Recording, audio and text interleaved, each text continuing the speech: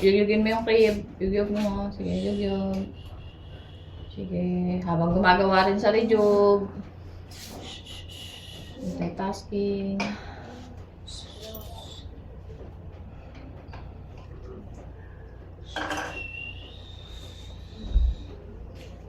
Iyon din talaga sa.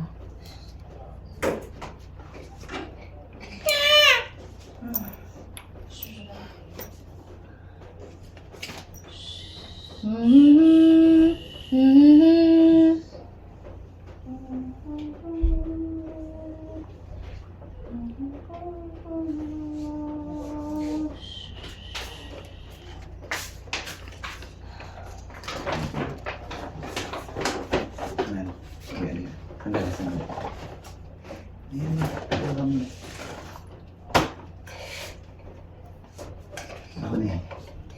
Tiglaan na lang ng lakas para kay Baby. Sige na. Sige na. Ako na to. Sige na. Ganun. Tiglaan na lang ng lakas. Tama na.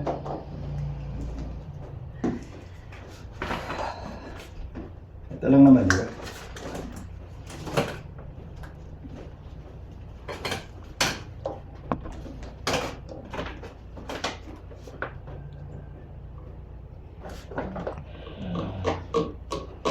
Ubus mo lahat, ano yan, ubus mo lahat. Ubusin mo yan, gatas na yan na nasa loob.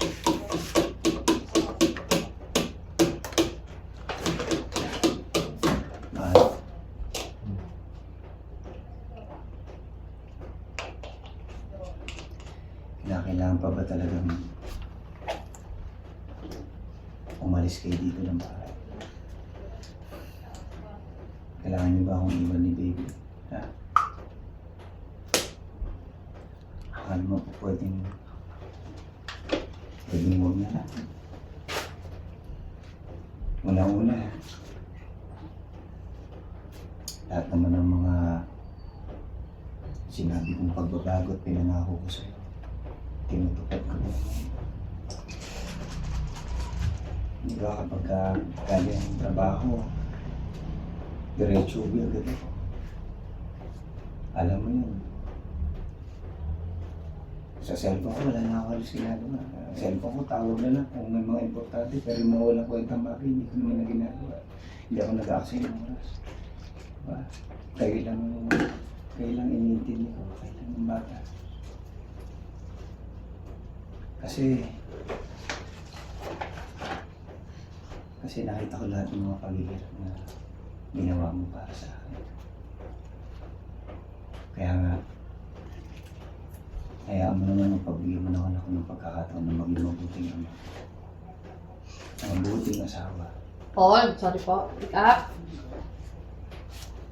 Yung phone ko, di ba, nahawakan mo na. Nakita mo yung messages. Pick up. 3, 2, 1, and action. Nakita mo naman yung pati yung cellphone ko, di ba? Oo, nakikita mo naman yung mga messages. Di ba?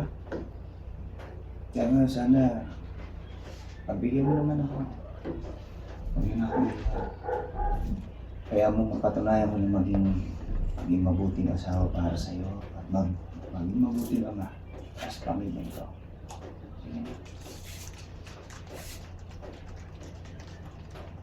Jason, hindi ko alam kung maniniwala pa ako sa lahat ng mga sinasabi ko sa akin.